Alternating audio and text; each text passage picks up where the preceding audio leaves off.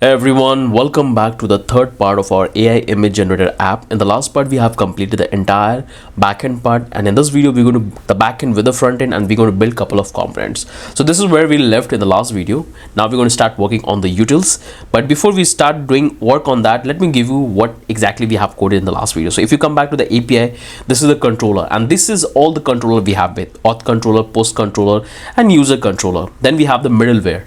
In that we have coded this two middleware error and verify token. Then we have this model, and that we have this two model, post and user. That's what we have coded. Then we have the router, in that we have this three router, post, auth and user, and that's all we have coded. And if you come back here in the utils, we're going to start working on the utils, and we're going to connect the backend part. But if you come back here in the index, so let me come back here in the index, and this is where we have coded and started our backend application as well as in the front end part. So this is the entire code we have written. So if you haven't watched the last video, make sure to watch it, and you can see our backend is also running and our front end is also running. If I reload the page, and everything is running fine. So now we're going to start working on our utils file, and where we're going to make all the API calls. So that's what we're going to start working now.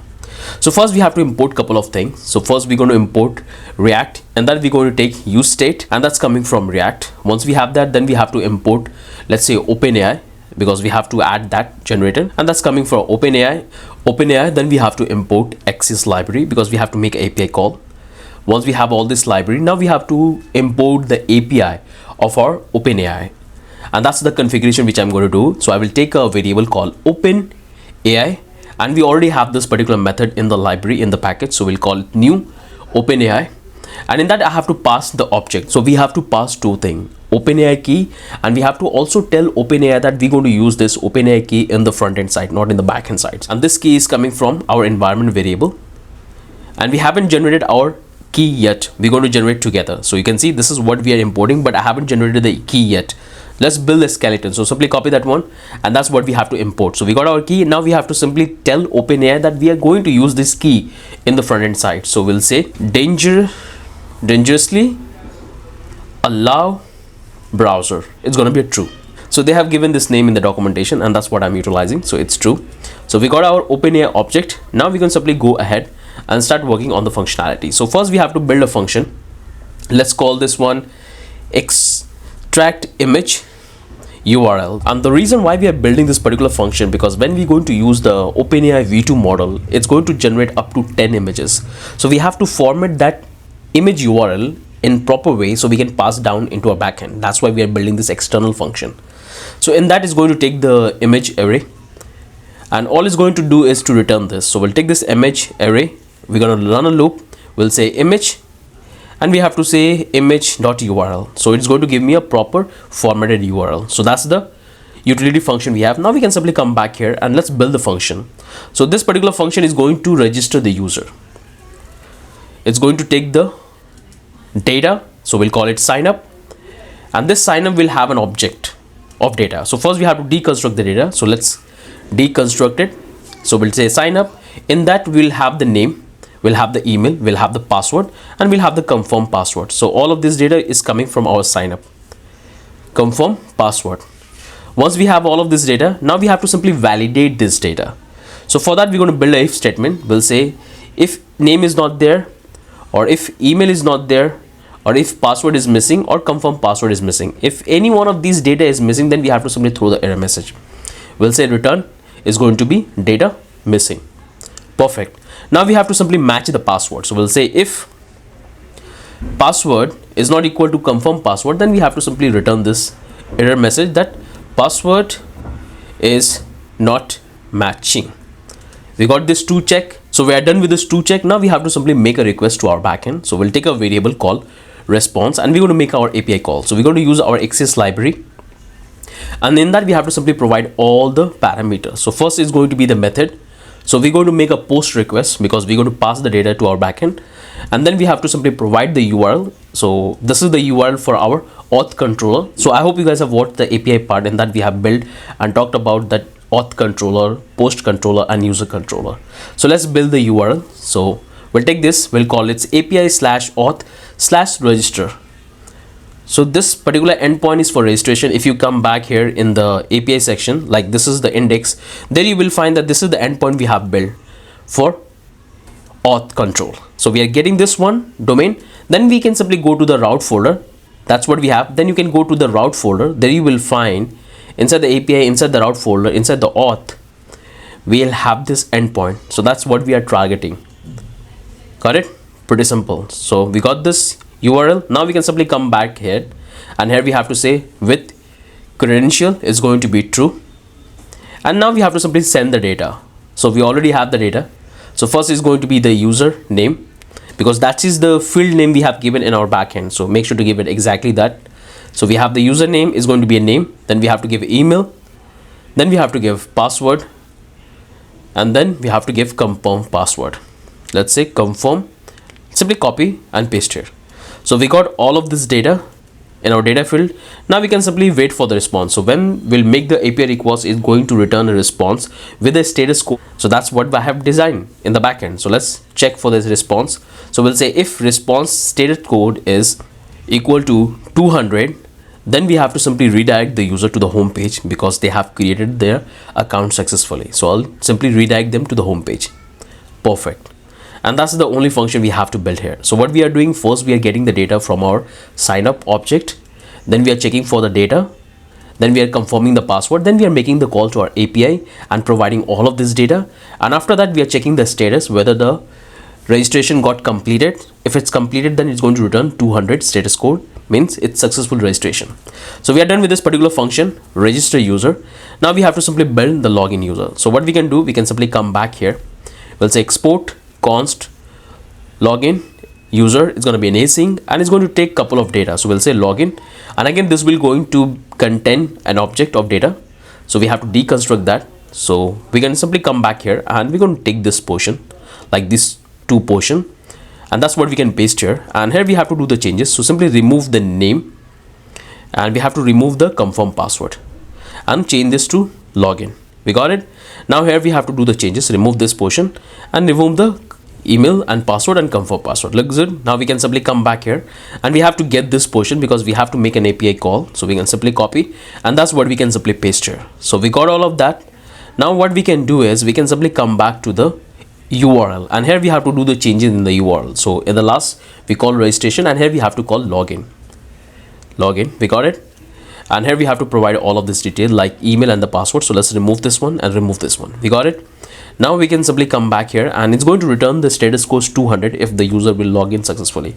And that's the only thing we have to do. So we got our login function. Close this one. Now copy, and that's what we have to paste here. And now we have to build our logout function. So simply change this to logout, and it's going to be a very simple one.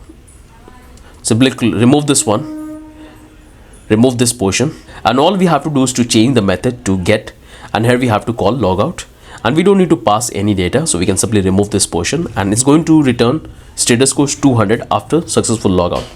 And that's the only thing we have to do here. So we got our logout function. Pretty good.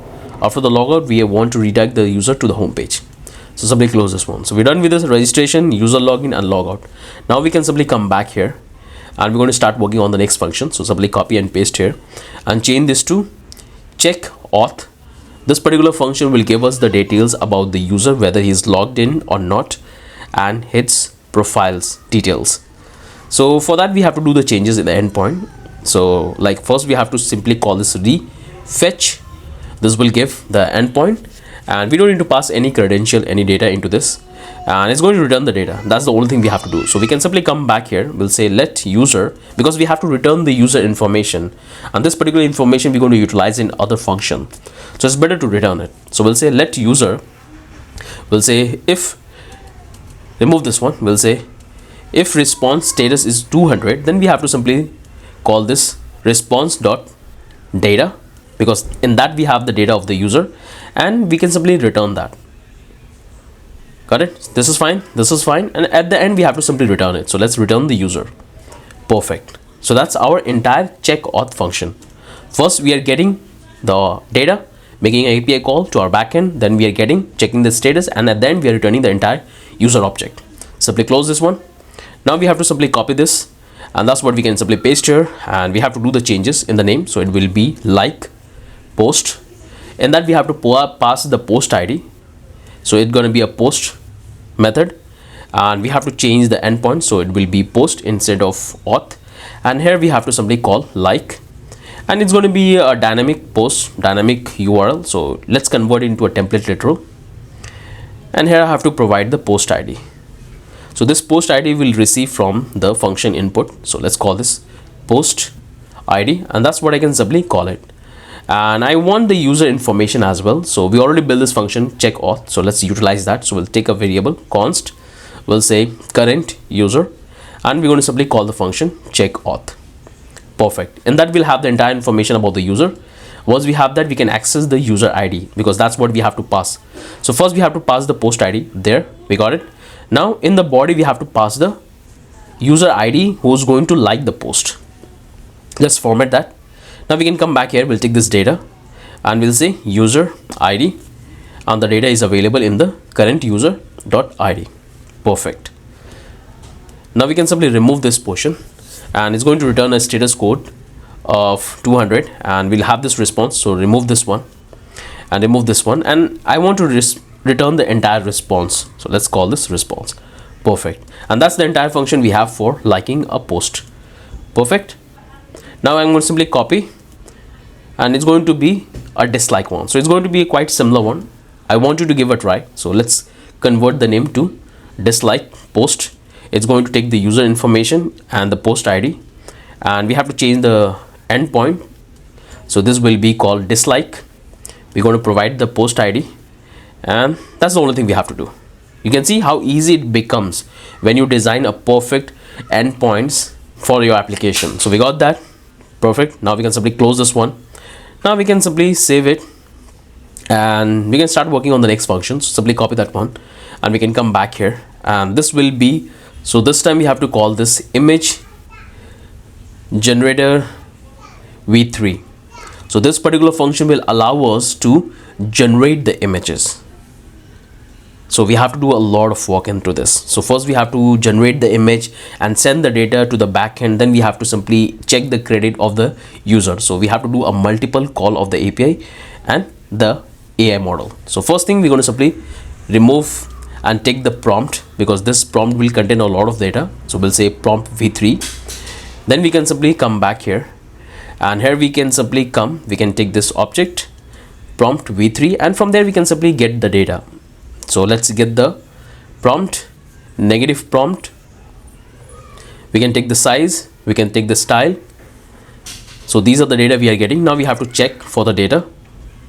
Prompt, then we have negative, then we have size, and then we have style. If any one of these data is missing, then we have to simply throw the error message. We'll say data is missing. That's the first check.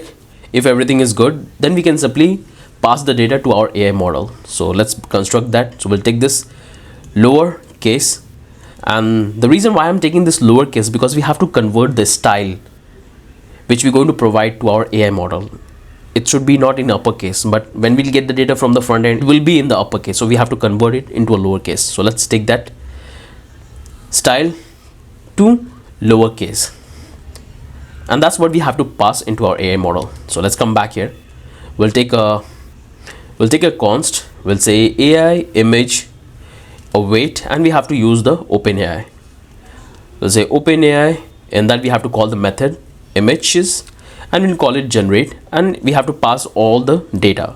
So first is going to be the model, that what model we want to use it. So we have multiple model. Actually we have two model, v3 and v2, but we're going to use v3 in this. So let's call this DALI-E3. Make sure you have to give the exact name. If you give any other name, it's not going to work. Then we have to give the prompt, then we have to give the size, then we have to give the quality is going to be NHD. Then you have to give number of images you want to generate, because in v3 you can generate only one. And then you have to provide the style, the converted style. These are the prompts you have to pass, and our model is ready to generate the image. Once you have that, now check all the data that you are providing correctly. Now what we can do, we can simply come back here, and we have to check whether we have the URL or not for the images which our AI model will generate. So we'll build a if statement. So we'll say image.data, because in that we'll have the data. We want to access the first index, in that we'll have the URL. So this is the response you will get. And here we have to simply check and pass to our backend. So if it's the URL is there, then we can simply copy entire, cut and paste here. And here we have to simply make a post request. So I'm going to simply change the endpoint is going to be a create /v3, and here we're going to simply provide the data. So just provide the user ID as an endpoint, so our backend can know that this particular user is creating the post. We got it. This is our URL. Now we can simply come back to the data, and here we have to send all of the data. So first is going to be the prompt, second is going to be the negative prompt, then we have to provide the revised prompt, and in v3 model this is the data you will get. So let's access that and store in our database as well. So it's available in the first index, revised prompt. We got it. Then we have to provide size, style, and this will be the image URL. Make sure to use it URL in capital, and we have to simply provide the URL of the image. So we can go take this AI image data first index and URL, and that's the entire data we are passing to our backend. Perfect. Once we're done with that, looks good. Let's check one more time with all the spellings. Perfect. Now here we have to do another check. So we can come back here, and what I will do, I'm going to get this entire portion, and that's what I can simply paste here, because once the user will make a post request and create the post, then I have to decrease the credit, because it's all the out business model is based on credit. So let's make a post request and decrease the credit. So we can change the endpoint. So instead of post, we have to change this to 1 because it's going to be create, and I have to change this to put because it's going to be a updated, and here I have to do the changes. So this will be user, this will be credit, remove this one, and we're going to have the user ID as well, and we can simply remove this one, and all we have to do is to simply decrease the credit. So first we have to get the actual credit, that how much credit is there for the user, which we can access very easily. We'll say current user, and in that we have the details about the credit, and from there I can minus 1.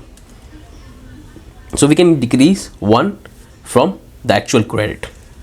Perfect. I hope you guys understand the logic which I have implemented here. So what I'm doing, that when the user will create one image, we have to decrease 1 credit. So we got it. Now we can simply come back here and we can simply return the response. Perfect. And that's the only thing we have to do in this particular function. Everything's looking good. So you can come back here. First we are checking for the authentication, whether the user is logged in or not, or whether he has or she has created their account or not. Then we are checking for the prompt, if all the prompts are provided properly or not. Then we are converting our style to a lowercase, because that's our AI model will take. And here we are passing all the details like model, prompt, size, quality, h1 and style. Then once we'll get the URL, then we have to make a request to our backend and provide all of this detail. After that we have to simply decrease the credit of the user. So that's the entire function we have. Now simply close this one and copy and paste it for v2 model. So we can simply do exactly the same thing. We can change this to v2 and we'll still have the prompt, but in the prompt we have to do a little bit changes, because in v2 model we don't have this style variable. So for that I'm going to simply come back here. We'll change this to negative. Prompt would be there, size would be there, and this will be the number n. Got it? Now we can simply change this to n, and this should be not here. So we can simply come back here and change this to 2, because we are using 2 model like v2 model. Then prompt would be there. Remove the quality, because in v2 model we don't have the quality parameter, and remove the style and save it. And this will be the number. So whatever number user going to provide, that how many image user wants to create, because that's the option we have in the v2 model, that you can create up to 10 image. So we can simply pass the number of the image user wants to create. Got it? Once we have that, now we can simply come here and we have to convert the image in a proper URL, because if user wants to create 10 image, so it will have 10 URL. So we cannot able to have the access just like this, the way we done it. So we have to make a proper format URL. So we can come back here. We'll take a variable called image URL. Let's call this image URL, and we already built this particular function, extract image URL. In that we have to simply pass the entire array which we have in the data, and that's the entire array. It's going to give a proper array of URL, and that's what we can simply pass in our backend. Got it? Simply check here for length. If there is the length, then only we want to make the backend request. So here we have to do the changes in the v2, and the rest to be fine. All I have to do is to simply come back here, and I don't have this, so simply remove this one. I have the style, I have number, and I have this one. Simply copy, and that's what I can simply paste here. So that's the data we have to pass in our backend. Looks good, and this is fine. We don't need to make any changes. Let's keep it as it is, because we have to still decrease the credit in v2 model as well. So we are done with this entire function. Now we can go ahead. I hope you guys have followed it. So we have imported the packages. This is the OpenAI object we have the utility function. This is the registration. This is the login. This is the logout. This is the check auth. We have the like post. We have the dislike. We have generate image v3 and generate image v2. Now we can simply come back here and we can start working on the next one. So simply copy this one, dislike post, and that's what we can paste it, and we can change this to get AI images. Got it? Now in this we don't need any parameters. Simply remove this one, and all we have to do is to get the get method, and we have to simply change this to all and remove this one, because this particular endpoint will give all the images created in our backend. And we can simply remove this portion, and it's going to give a status of 200, and we'll have the response, and from there we can have the access of the data, and we can go to the post. So that's our simple function which give us all the data about the images. Now perfect. Simply close this one, copy this, paste here, and here we're going to make the change called user AI images. All we have to do is to pass the user ID which we'll receive in the function. We'll say user ID, and that's what we have to pass in the endpoint. So let's change this to perfect. We got that. We can simply remove this one from the AI images, and we can also remove from here as well. So now it's look good. We got it?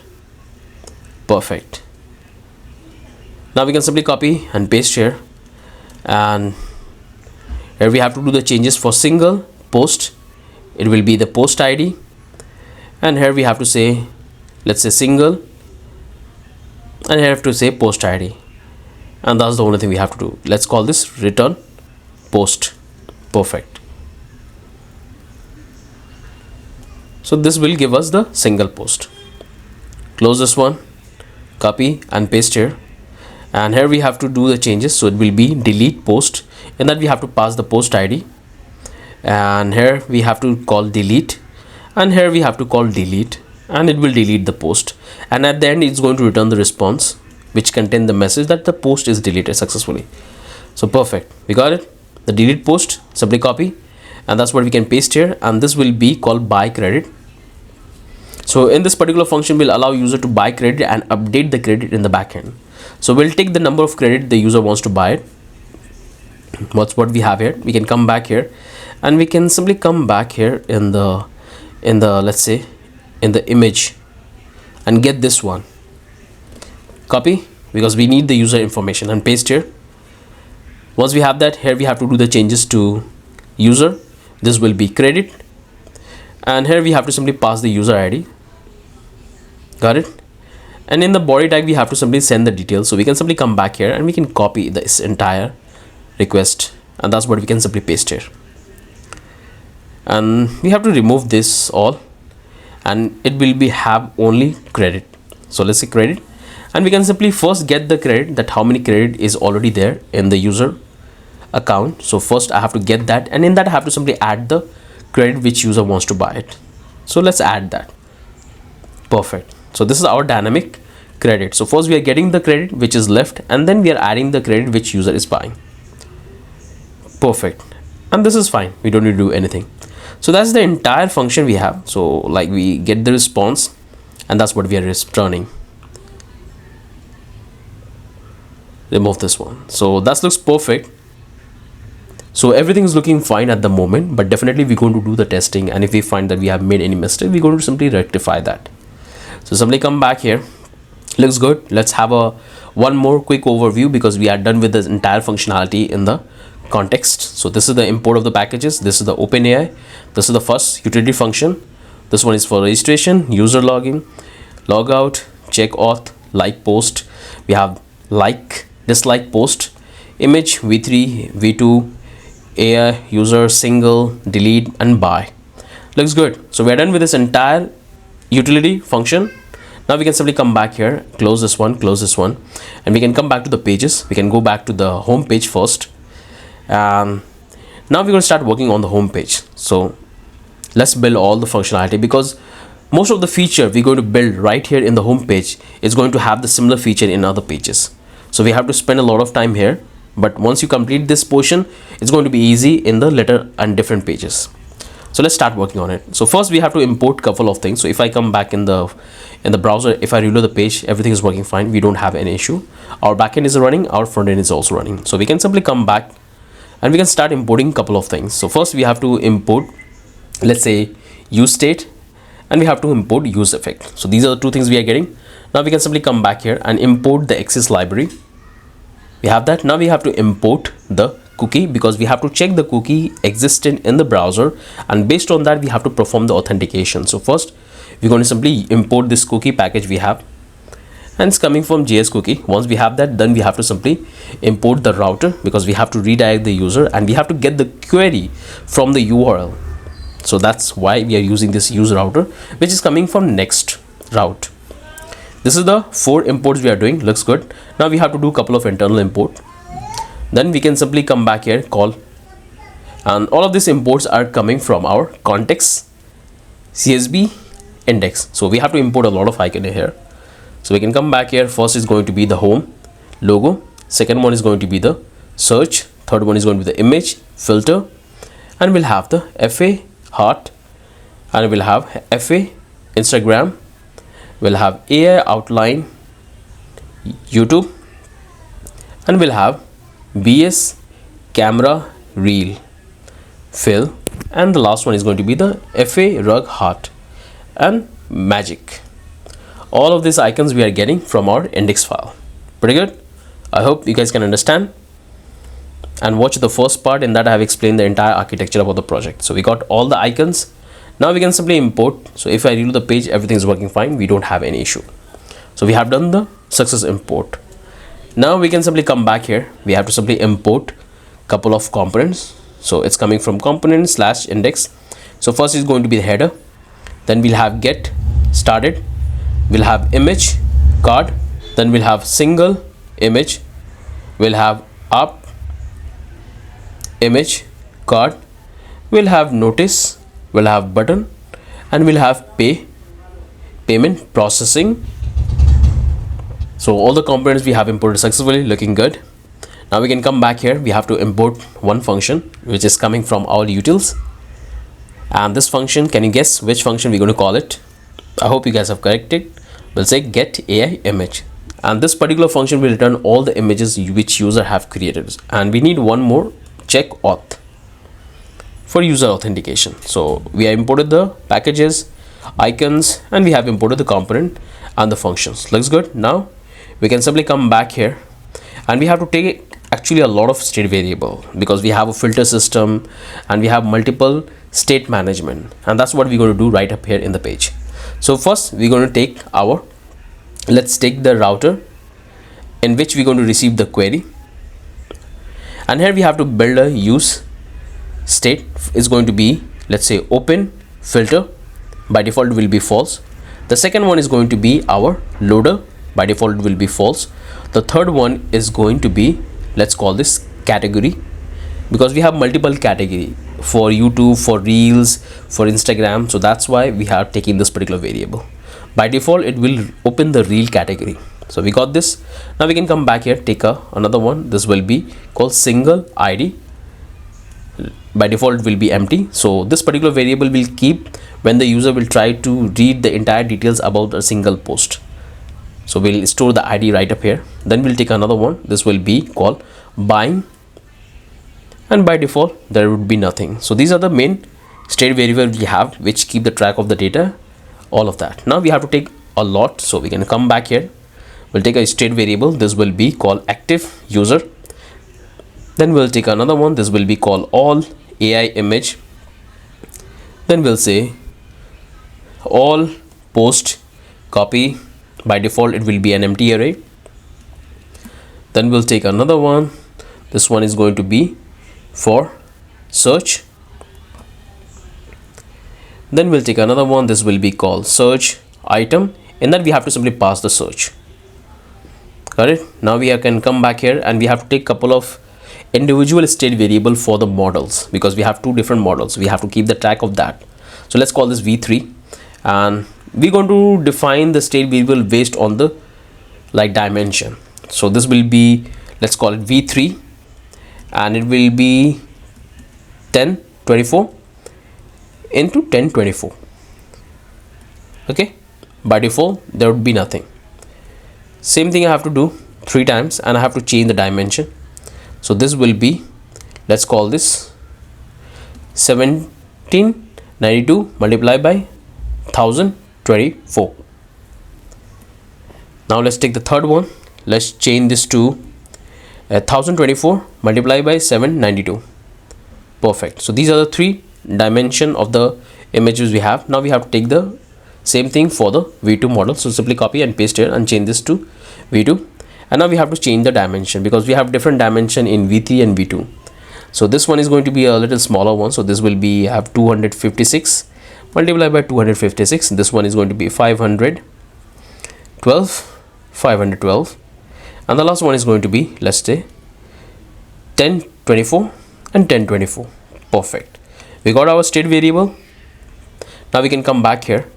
We can have to build a hook, because we have to check couple of data. So we'll take this use effect, and it's going to take a callback function, and here we have to do the checks. I have to check the query which is available in the URL. So we'll say if, because when the user will buy the credit, this particular variable will be available in the URL, and we are keeping the track of that, and based on that we're going to make an API call.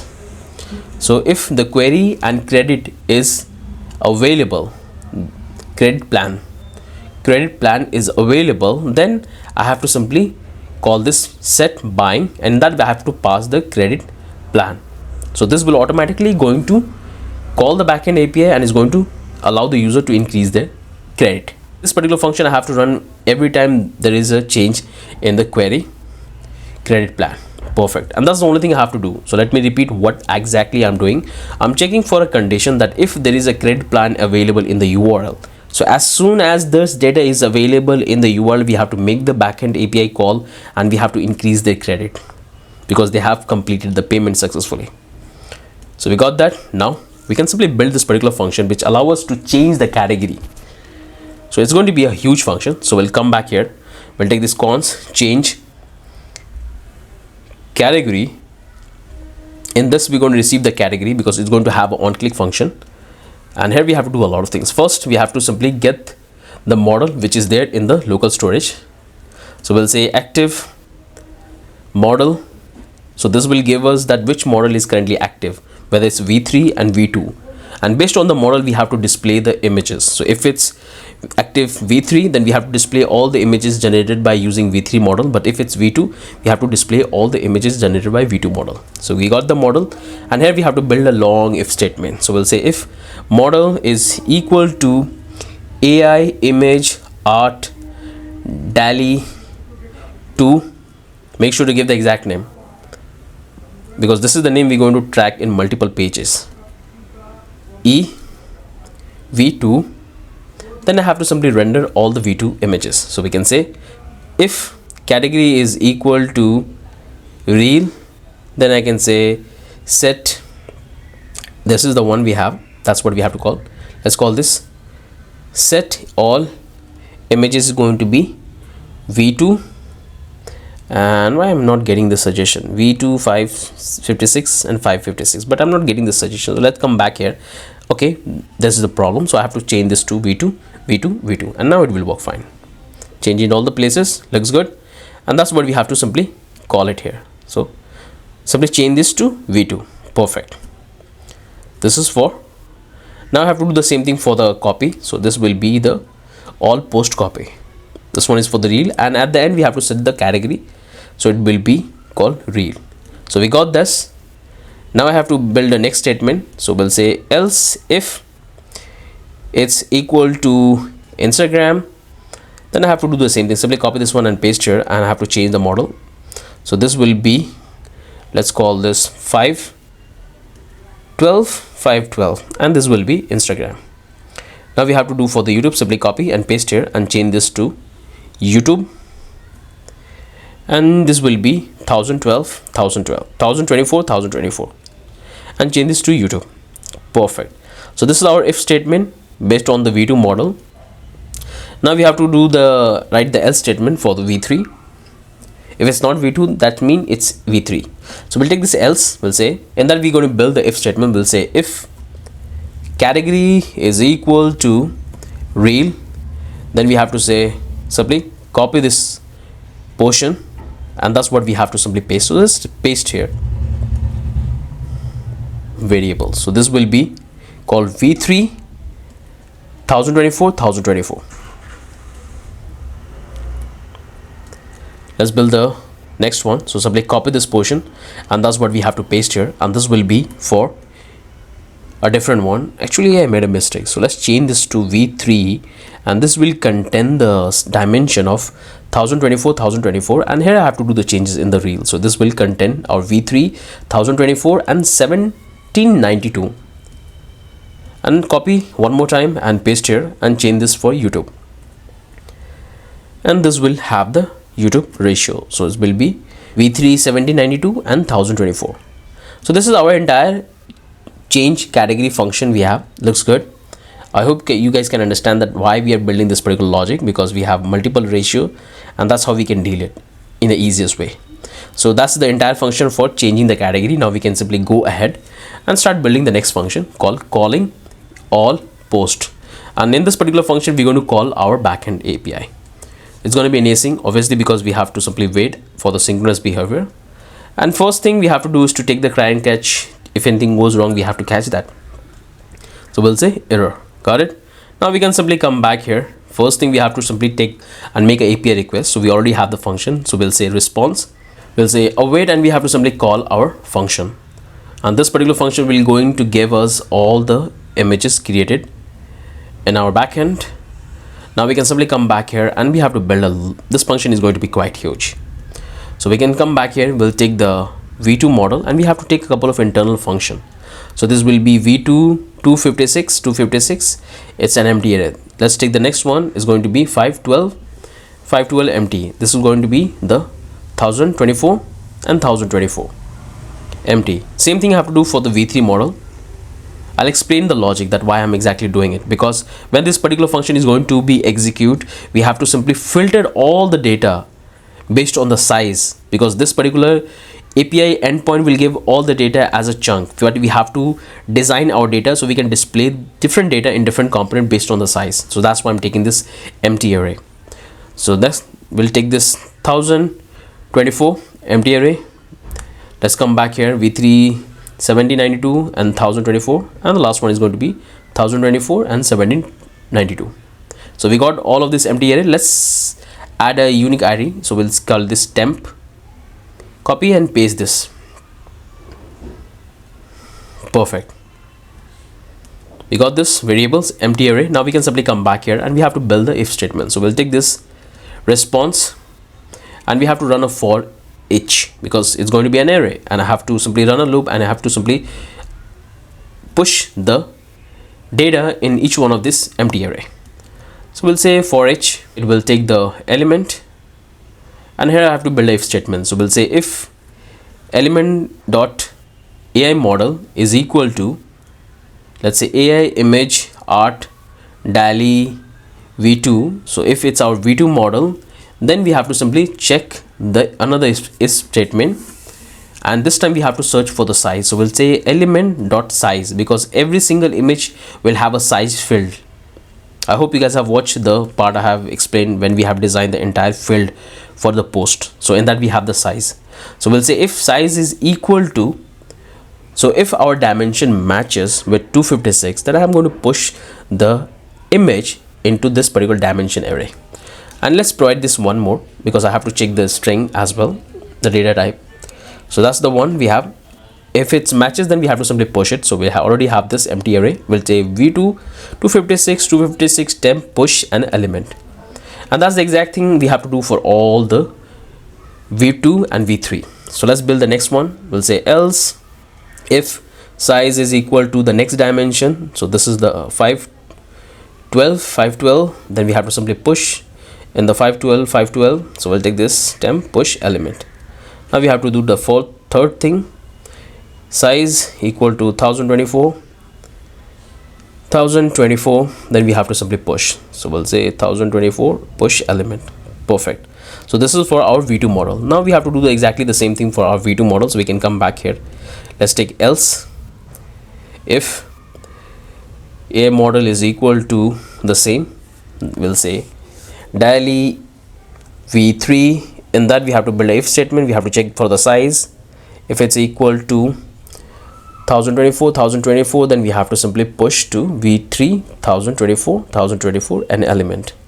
Let's go to the next one. We'll say else if size is equal to like 1792 1024, then we have to simply push into that particular array. So we'll take 1792 and push element.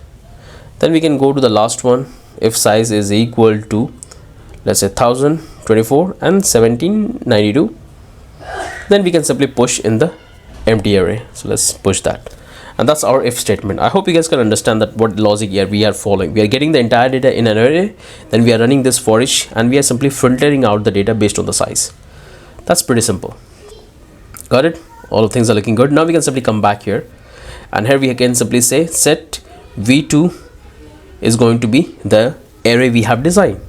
So let's set that. We'll say v2 to 56, because we have filtered the data and stored in the empty array.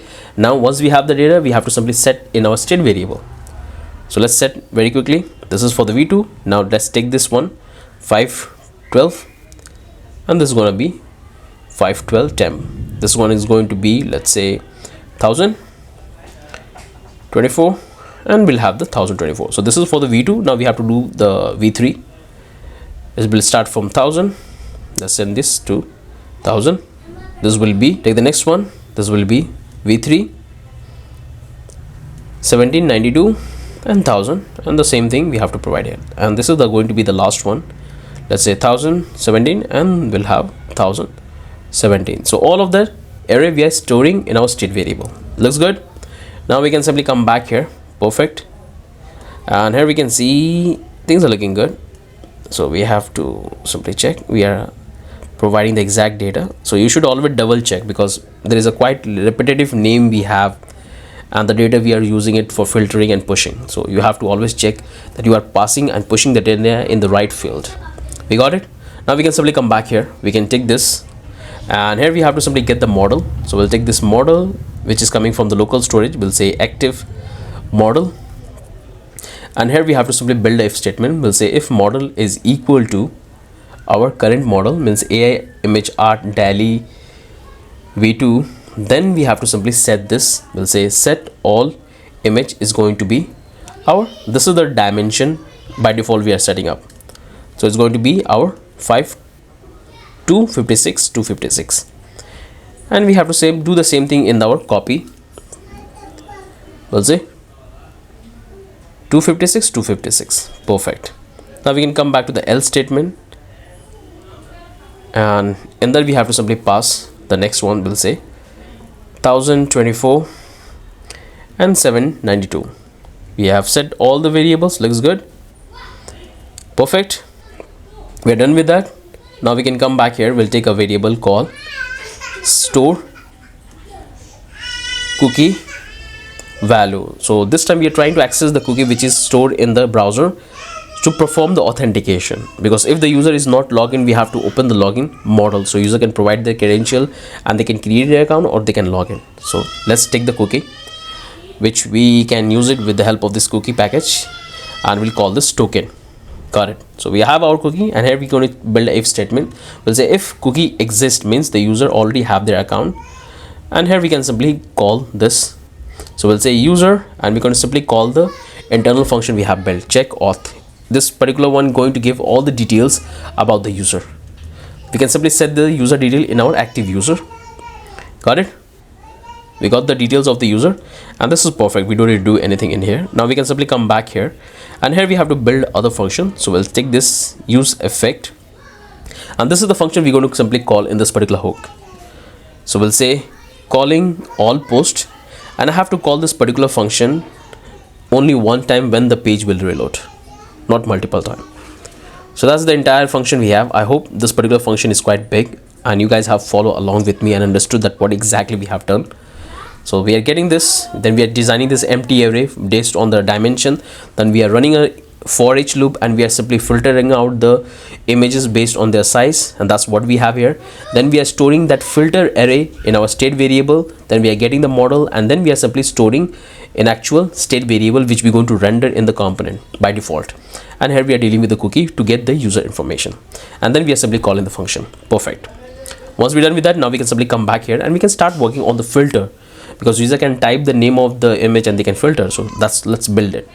So we can come back here, let's build a function called on handle search. Is going to take value, and it's going to be a very simple function. We have built this particular function multiple times in other project. So we'll take this const filter post. We already have all the details about the post. So in this all AI image, we have to call this filter, and in that I have to pass the prompt. It's going to take a callback function. There I have to simply do the comparison. So we'll say prompt dot to lowercase, and in that I have to simply look for the include method which is there. In that I can simply pass the value, and I have to also convert it to a lowercase because I have to match it. And this particular method we have built, it will filter out the image in the array and give the exact image which user is trying to search. Now we got this. Now we can simply come back here. We'll take this if statement. We'll say if filter post.length exists, post.length is equal to 0, then we have to go with the default value. So we'll say set all post image is going to be our all post copy. Got it? Else we can simply pass our filter post. That's the only function we have on handle search. Now we have to build a next function called, let's call this on clear. So when the user will type, and then when the user will remove everything from the search, we have to display some data. So that's what we're going to code here. So we'll say on clear search is going to take nothing, and then we have to check for if statement. We'll say if all post AI image length exists, or all post copy length exists. If this two condition is true, then we have to simply set the image like all post copy, and that's the only thing we have to do. Very simple. Now we can simply come back here.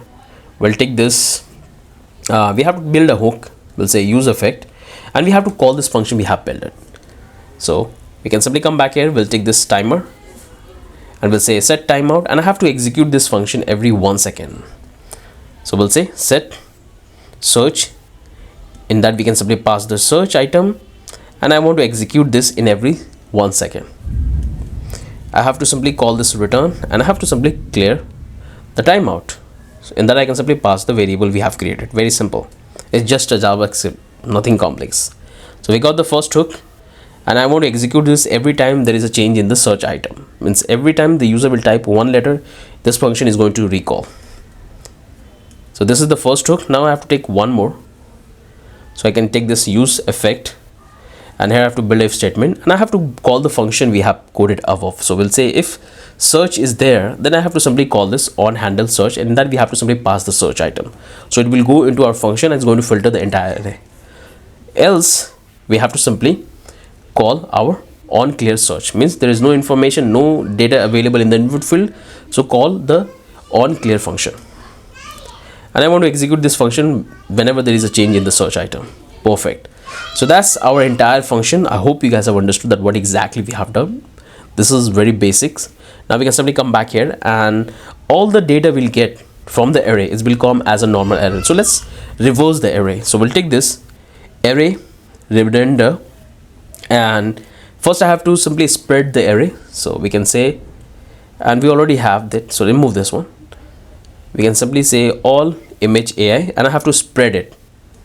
Once I have spread that, now I have to call the reverse function. So always the first image will render, okay, always latest image will display in the front, and on that I have to simply call this empty array if there is no array, and simple. So I hope you guys have understood that what exactly we have done. First we have imported these packages, then we have imported our icon, then we have imported our component and the function, and here we have taken our state variable, all of this state variable. This is for the size state variable. Here we are checking for the credit plan.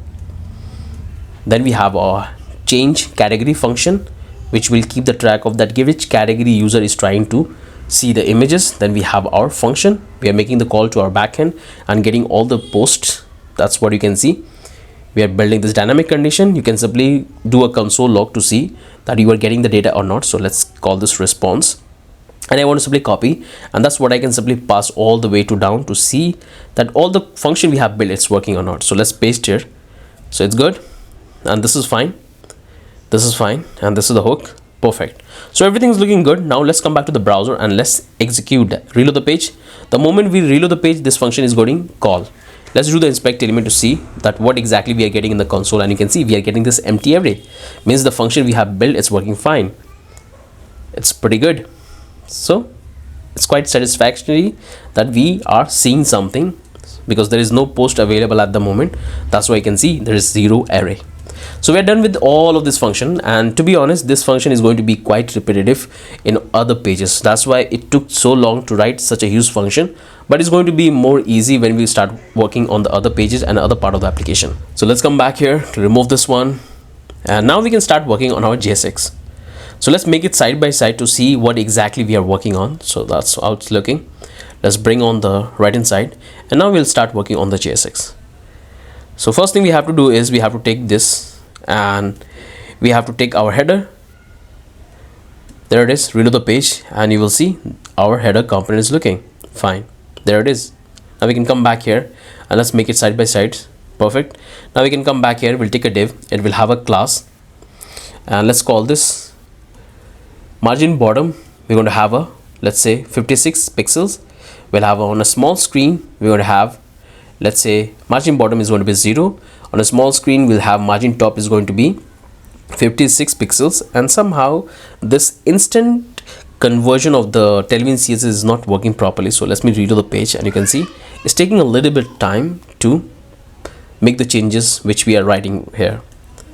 So let's come back here. We'll take a div. It will have a class, and let's call this flex column. Inside that, we'll take a get started component, and it's going to have a prop like the user information, active user information.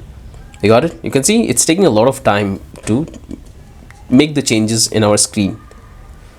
So we'll take a div. It will have a class. Let's call this with screen overflow x hidden flex column item center. We'll have padding y 4 pixels, padding top, margin top 16 pixels, and that looks good. Inside that, let's we can simply come here, reload the page, and here you can see it's reflecting. So let's come back and make it side by side. So we got this. Now inside the div, we'll take an anchor. We have to redirect to the home page, and inside that we have to display our logo. So home logo. Let's reload the page. Okay, this is quite weird. Our CSS is not getting converted instantly. It's taking a little bit time. So we got our logo. Now we can simply come back here. We'll take an anchor, and we can take a app aperture, because when the user will click, we have to redirect them to the create page, and it will have a class. Let's call this cursor pointer. Inside that we'll take a p. It will have a class margin top is going to be 2 text excel, and we'll have text indigo -300. Active is going to be, let's say, scale 95, and text center font medium, shadow small, and let's make on the big screen, reload the page, and you can see the stylings are not changing instantly. So let's work in this way. Okay, so let's come back here. Let's add the class over effect. Is going to be shadow medium, background is going to be indigo dash 300, background opacity 5 over, we'll say background opacity is going to be 10, and we'll have a border. We'll have a border indigo is going to be 3, and we'll have a border opacity is going to be 10, and we'll have a over. On that we'll say border is going to be opacity, it's opacity CITY, opacity is going to be 20, and we'll have a transition all, and we'll have a rounded kind of styling. So we'll say rounded medium, and we want to have a padding X, so we'll have 6, and padding Y is going to be 2. So these are the classes we have applied. I hope you guys are familiar with the Tailwind classes. Okay, so that's what we are applying here. So if I come back here, reload the page, you can see the styling, you can see this box, it's working fine. Perfect. Now we can come back here, and inside that we can display our text. So we'll say AI image 10.5 is here. Save it, and you can see, reload the page, and there it is. The styling is working fine. On over effect, we are getting the nice border, everything is looking good. Now we can simply go ahead, come back here, we'll take a div, it will have a class flex item center with full max with 600 pixels. We'll have medium, margin left is going to be 48 pixels, margin top is going to be 8, and we'll have padding X is going to be 4, padding left is going to be 5. On the medium devices we'll have padding X is going to be 5, and inside that we're going to take a div, it will have a class called width full. Inside that we'll take another div, it will have a class, let's call this width full flex items center relative, and it will have an on click function. So we'll say, let's call this change category, and by default we'll go with filter. We'll say filter. Perfect. So we got our button. Now if I come back here, you can see in this particular function we are receiving the category, and that's what I am passing. Let's close all of this, and now we can simply come back here, and we got that. Now we can come here, we'll take a search component, and we have to display our input.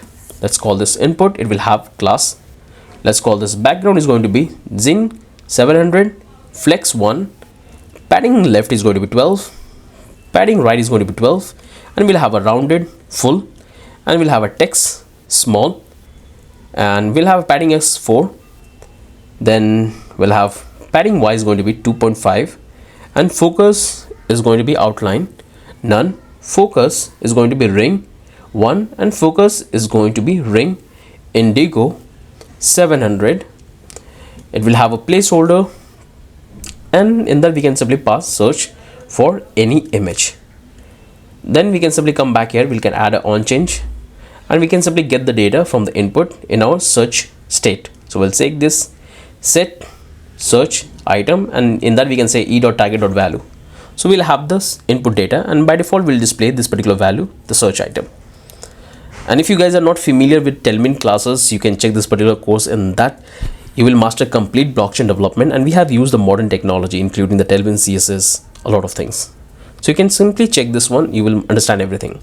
So we got the input field. Now we can come back here and we can reload the page, and there you can see, beautiful, we got our input field, we got our search icon, everything is looking great. So slowly our application is coming to life. Now we can simply come back here and start working ahead on our button. So we can come here, we can take a div button, it will have a type, is going to be a button, it will have a class, let's call this margin left is going to be 2, height is going to be 10, width is going to be 10, and we'll have a rounded full, cursor pointer will have a flex, item center, justify center, background is going to be transparent. On over effect we want to have a background zinc 900, and inside that we can display the text. So we can call it our filter icon, we can display that. There it is, it will have a on click function, and on the on click function we have to display the model. So we'll say open filter, if it's true then we have to say to false. So we'll say set open filter to false, but if it's false then we have to set it to true. Perfect, simple if else statement. We got our button. Now we can simply come back here, and I'm getting this warning. Simply reload the page. It's not an error. Reload the page because our Tailwind CS is taking a little bit time to get converted into our and display. Perfect. There it is. Look good. Now we can come back here and we can simply go ahead and work in the next component. So we can simply leave to div and we can take a div. It will have a class. Let's call this flex width full, max width 600 pixels. On the medium device, we'll have margin left is going to be our 48 pixels, padding x4, padding l5, and we'll have on the medium device padding x is going to be 5. Inside that, we'll take our dynamic block and we have to display our notice component. So we'll say if open filter is true, then we have to display this component, notice component. Got it. And here we can add a custom style. So let's take that one. We'll say position is going to be relative.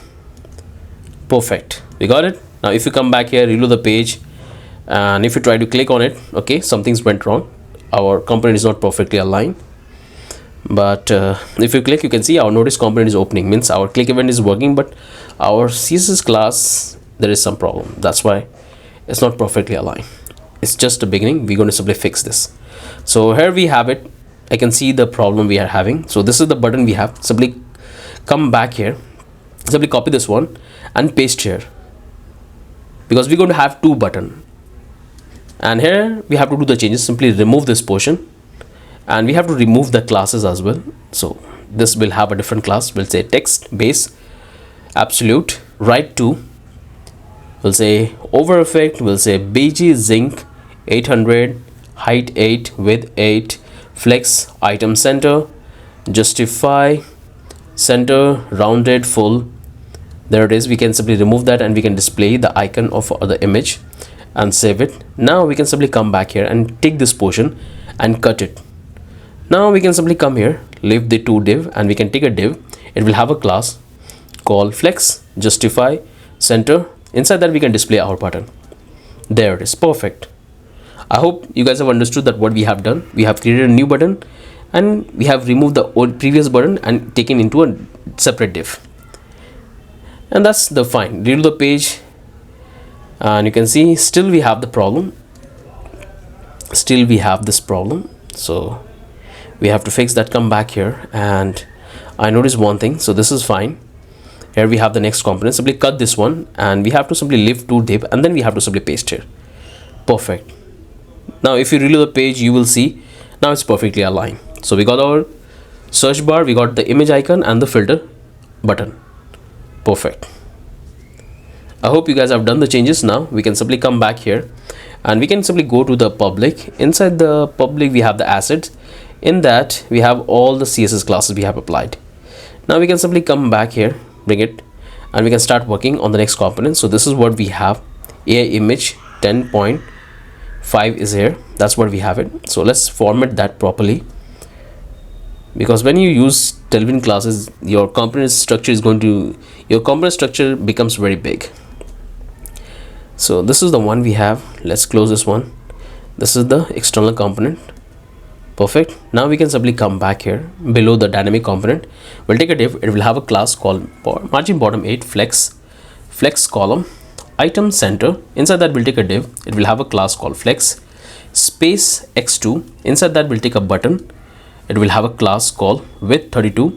On a small screen we'll say width 36 and we'll say flex items center text small justify center text center.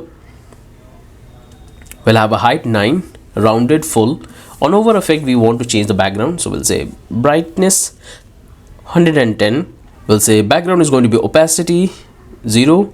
We'll have a shadow small and we'll have a margin top is going to be 4. We'll have a background gradient to top and we'll have a from indigo 900 and we'll have via indigo 900 to indigo 800, and inside that we can display our search. Let's say search text and save it. Our button is ready. If you come and reload the page, you can see our button is displaying. Okay, there is a problem in the alignment, so there is a small typo in my CSS class. So what I can do, I can come back here and I can see the problem. So it's items, s, add s, and we'll save it and reload the page. It will fix the issue. There it is, it's in the middle. Perfect. Now we have to work on the next button. So what we can do is, we can simply come here, we'll take an anchor, and we want to redirect the user to the create page. It will copy and paste here, and we have to call it generator, and I have to simply remove couple of classes because I want to have only border. So I want to remove this portion, remove it, and let's call this border gray 700. On over effect we want background zinc 700, and that's the classes we have. Now if I reload the page, you will see the button is having over effect and we have the border. Perfect, we got the button. Now we can come back here, we got the two buttons. We can simply come here and we have to leave two div, and we have to work on the next one. So we'll take a div, it will have a class, let's call this flex space x2. Space x2, inside that we can display our button. So we'll have a multiple button which user can click and they can change the category from Reel, YouTube and Instagram. So we have to send couple of props in the button. So first is going to be the icon. We already have the icon, so we'll say Reel. The next one is going to be the name, and we have to add a handle click functions, and we already have the function which is ready. So we'll say change category, and in that we have to simply pass the category, so it will be Reel. So we got it. Now we have to simply replicate it two more times, and we have to send the category as well. So simply save it and replicate it two times, and change the icon and change the image. This will be, change the name, this will be YouTube. Copy, this one will be our Insta, copy and paste here.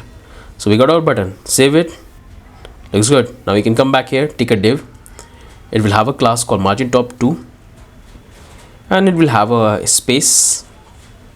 Then we'll take another div, but let's come back here, reload the page. You can see our button is perfectly aligned. We're going to fix this, that what exactly went wrong, but for the time being let's work ahead. Now we can come back here, we'll take a div, it will have a class called margin top 3, we'll have a relative padding x2, on the median device padding x7, then we'll have width full. Inside that we'll take a div, it will have a class called active, we'll say outline is going to be none, we'll have focus outline none, overflow hidden, and we'll have a new CSS style box, it will have a role, we'll say grid, and we have to add couple of custom class. So we can take this tab is going to be 0, then we'll have a style, we'll say position is going to be relative, display is going to be grid, we'll have a grid column, template column. In that we can simply say repeat auto fill min max is going to be the size, so we'll say 200 pixels to 1 fr. Then we can say list style is going to be none, and we'll have a margin is going to be 0, we'll have a padding is going to be 0, and we'll have a gap to 1.1 RAM.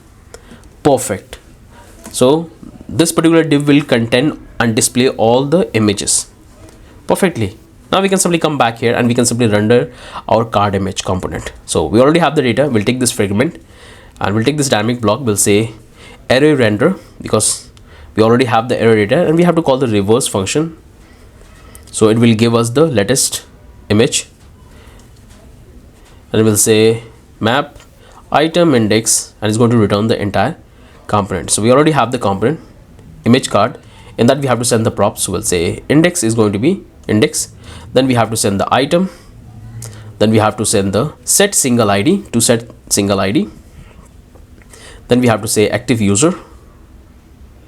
That's the card, we got it. Now we can simply come back all the way down and we have to build and display the dynamic component like the single image card and the buying component. So let's work on that. So we can take this single id, if it exists then we want to display our single image component.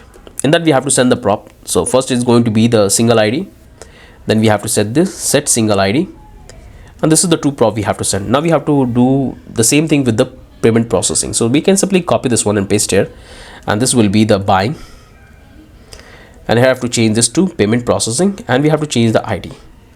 So this will be our buying, and this will be set buying. Perfect. So that's the entire code we have written here in the index page. Everything's looking good. I hope you guys have understood. Let's redo the page, and you can see reload the page and everything is aligned. There is some problem in the alignment, but we're going to simply fix that, because when you write so many CSS classes, you commit some sort of spelling mistake here and there. So that's the part of the development. Okay, perfect. But the architecture is looking absolutely great. The component is also working fine. Perfect. Now we can simply come back here and we can start working on our header component before we start moving and working on any other component. So reload the page. This is good. This is also good. No problem in that. And we can come back here and this is looks good.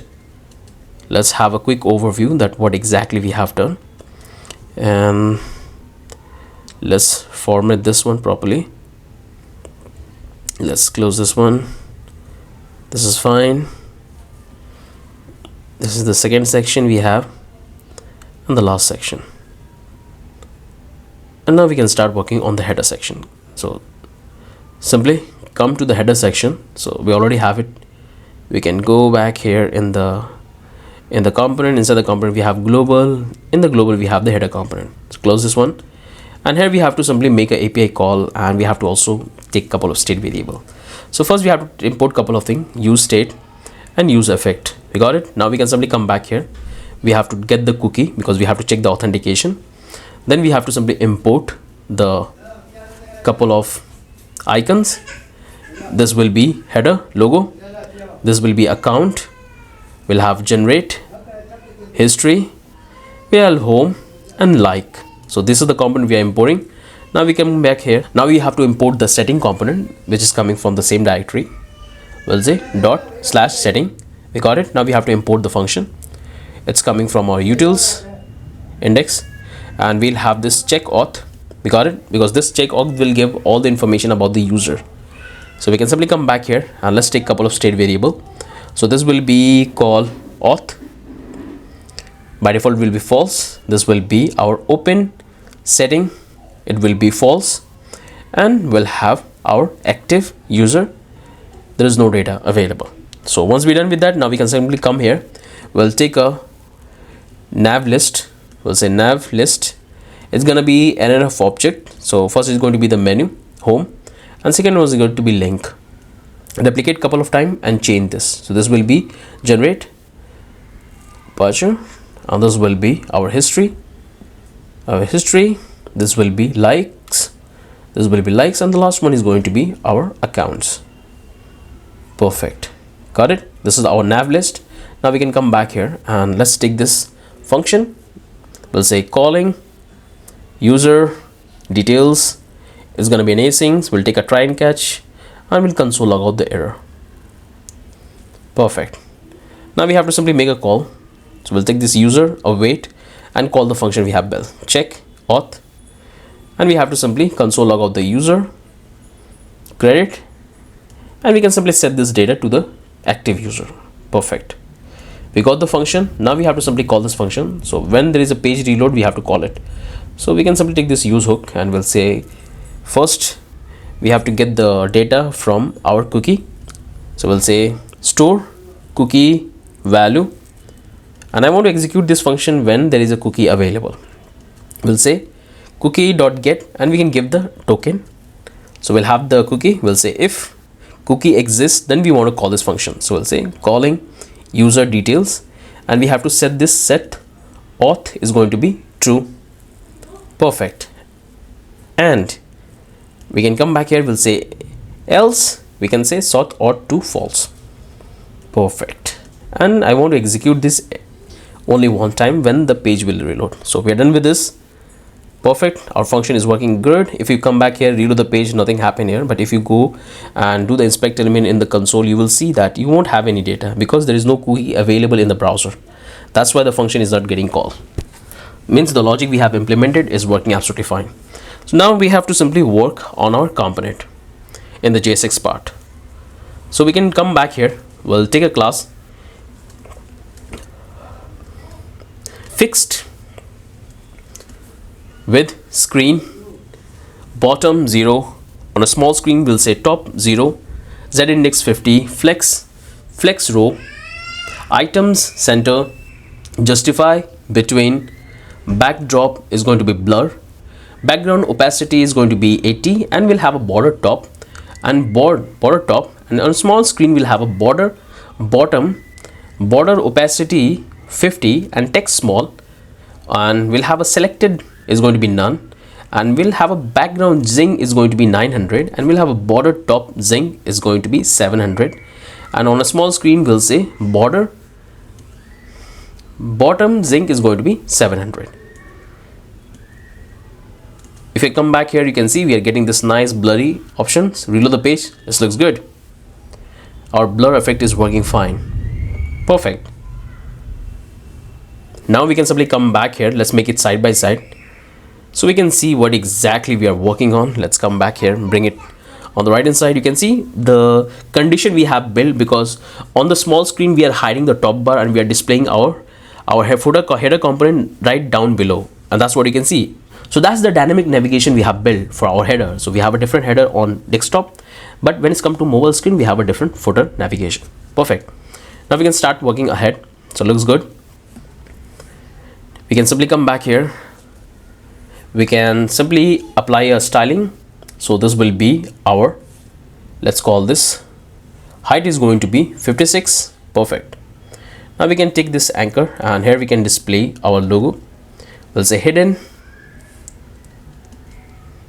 on a small screen flex, item center, cursor pointer, padding x4, padding left 6, left 0, height full, and width 32. You can see we are getting that. Now inside that we can take our header logo. If I make on the big screen, you can see we are getting our logo perfectly. If you reload the page, and you can see the logo is look good. Let's make it side by side. So let's minimize that one and bring here. Perfect. You can see the CSS is applying perfectly. Now we can simply come back here. We'll take a div.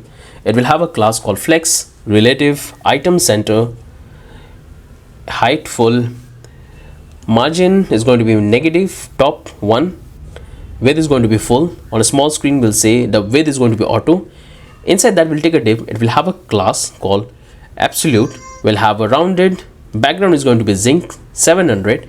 Inside that we can come back here. We'll take this style and we'll say height is going to be 32, top is going to be 15. We'll have width is going to be 0, opacity is going to be 1, and we'll have a transform is going to be none. So we have all of this styles we have applied. Now inside that we'll take our dynamic menu list, and we're going to simply render that. So we'll say menu list map menu index, and there we have to simply render it. So we'll take the anchor, we have to provide a key, and we have to apply the classes. So this will be flex row, item center, cursor pointer, height full, padding white 1.5, padding bottom is going to be 0, and it will have justify center, transition all, and flex is going to be 1. It will have a href is going to be menu.link. Perfect. And then we'll have a style. Width is going to be 80, z index is going to be 2, and opacity is going to be our, let's say, 0.5. Perfect. Inside that we're going to take a div. It will have a class relative, on a small screen flex, justify center, hidden, width full. Inside that we'll take a div. It will have a class called absolute, width full. We'll have a style. This will be the border. Bottom is going to be 2.5 pixels solid, and we'll have our transparent. Inside that we can display the bottom will be minus 17 pixels. Then we can come back here. We'll take a span. It will have a class. So we don't have any class. Let's give the data menu. Perfect. So the menu somehow is not reflecting. Okay, there might be some issue in the classes. Why the navigation menu is not reflecting? Let's go ahead.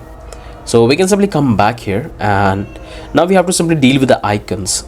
So we have the menu, and I can see the problem. So we have this extra div.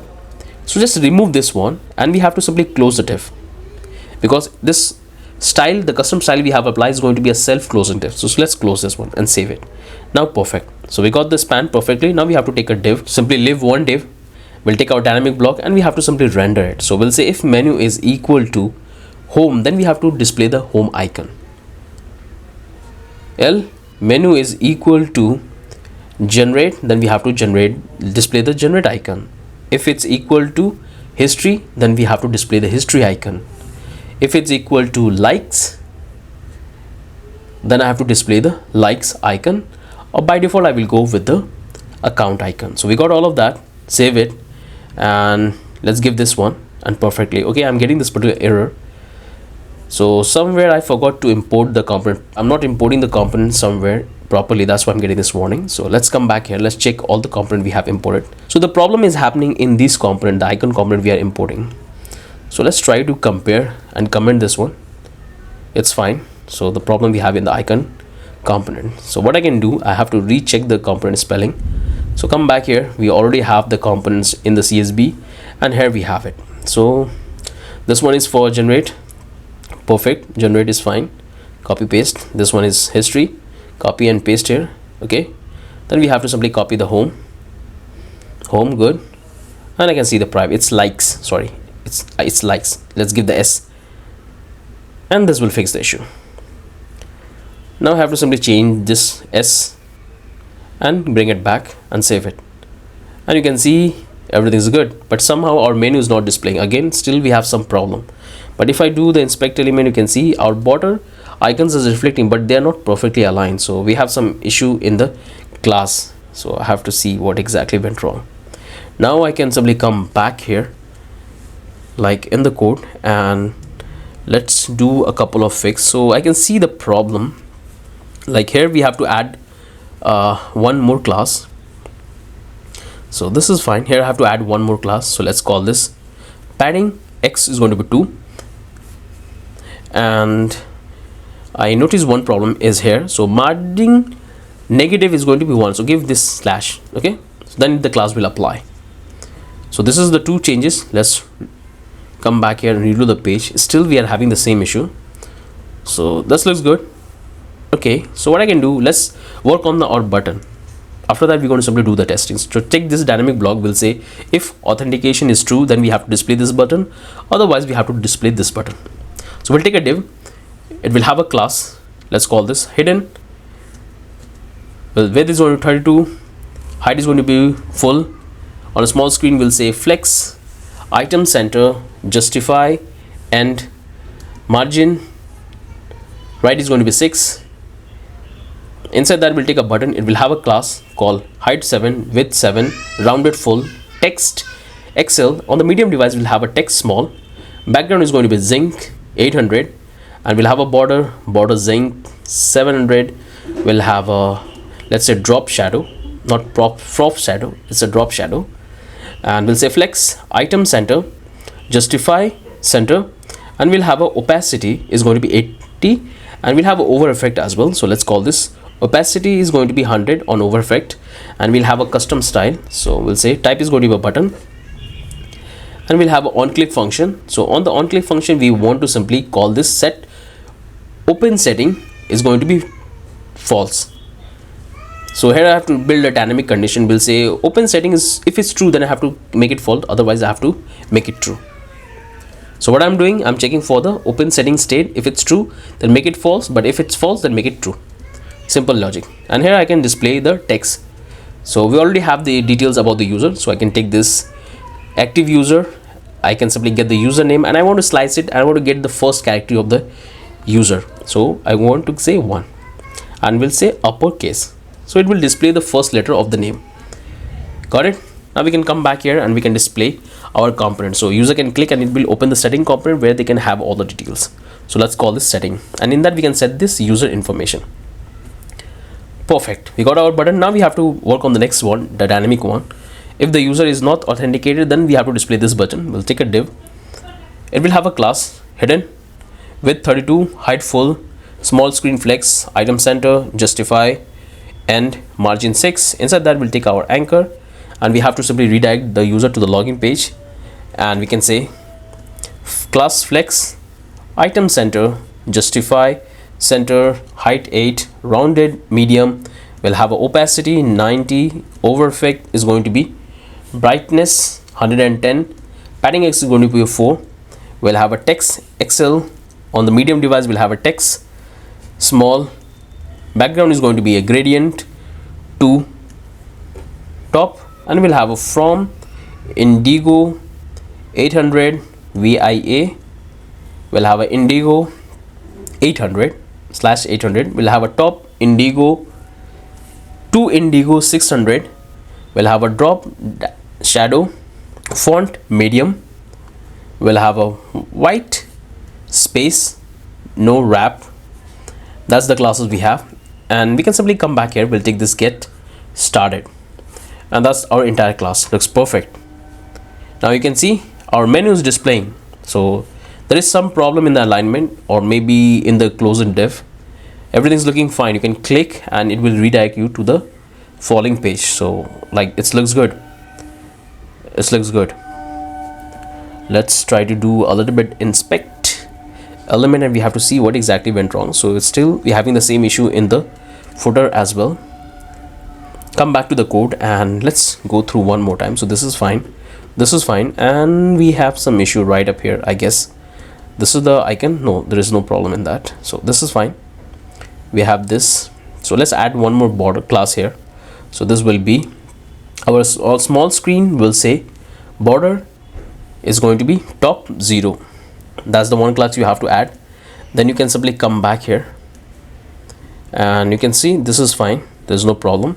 Okay, I can see the problem. So it's going to be a self-closing div. So let's close this one, and we have to remove one div. So this is fine. Come all the way down and remove one div from the bottom and save it, because this particular div we have for the styling purpose, and save it. Once you do the save, it will work absolutely fine. So this is fine. Don't need to do any changes here. You can see our navigation is working fine. Now you can reload the page and we have this navigation. You can click and you can go to different pages. Perfect. If you do the inspect element, you can see our icons are also displaying fine. So slowly our application is coming to life. Perfect. So we are done with this entire header component. This is good. This entire header is good. Now we have to work on the setting. So that's what we're going to work next. So we can come back here and we have to receive the prop. So this is what we are sending in the prop. Let's receive that. Come back here, close all of this open tab and come back to the settings where it is. It's right up somewhere here in the components. So this is the one we have setting. Click here and we have to receive it and cover in this video. I don't want to extend this video too long because it's already more than an hour. So in the next video we're going to start working on our setting component. So let's move to the next video.